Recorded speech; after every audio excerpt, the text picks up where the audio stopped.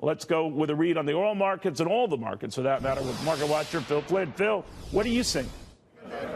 I think right now, Neil, this is a shakeup in the world oil order right now, and the markets are reacting quite dramatically. I mean, oil prices were under pressure yesterday because we had a big build in supplies, but also on the assumption that Saudi Arabia was going to raise production to try to offset losses from the upcoming Iranian sanctions.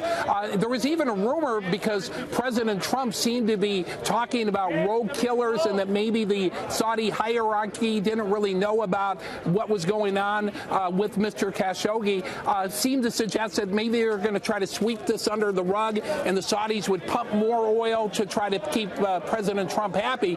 But now with the Steve Mnuchin comment that he's not going to go to the Saudi Economic Conference, that really changes the outlook right now. It increases the odds that we're going to see some kind of tougher sanctions perhaps against Saudi Arabia, and how they react on oil production can have a major impact.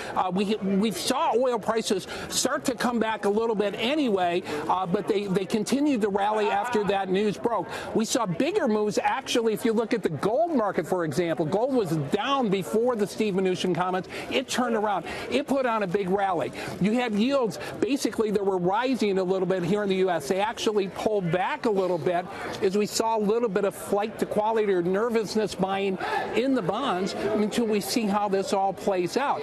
But what Saudi Arabia does when it comes to oil production, it has been one of the most important relationships the U.S. has had within the OPEC cartel.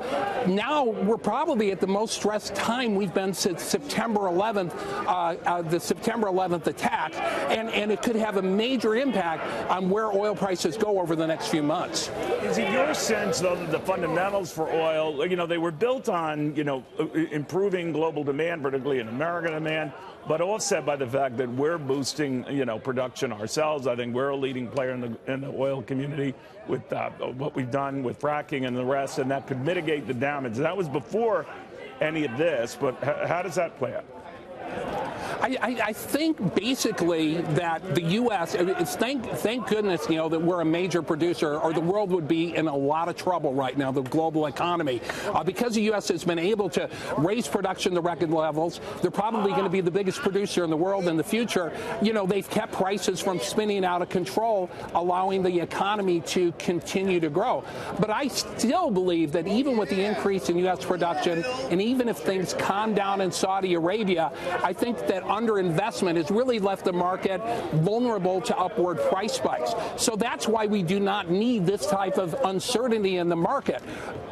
Easy to bring on oil in the marketplace isn't there right now. So if we lose some oil from Saudi Arabia or another source, it could really do some damage to the economy because of a major price spike in oil. So this is a very dangerous situation. It's not the end of the world yet, but if something else, some other shoe drops, it could be a big problem. All right. Thank you, my friend, very, very much.